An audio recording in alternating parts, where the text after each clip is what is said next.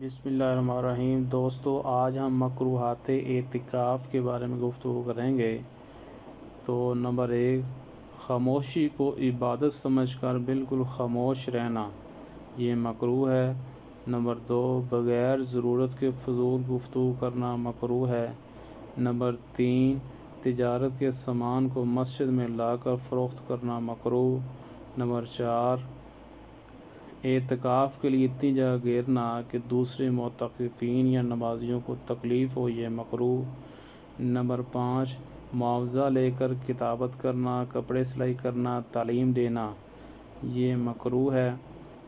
اور نمبر 6، غیبت، چغلی، لڑائی جھگڑا، جھوٹی قسمیں کھانا، بہتان لگانا، کسی کو ناحق ایذا پہنچانا، عیب تلاش کرنا، کسی کو رسوا کرنا، غرور تکبر کی باتیں کرنا، ریا کرنا، ان تمام چیزوں سے پرہیز کرنا۔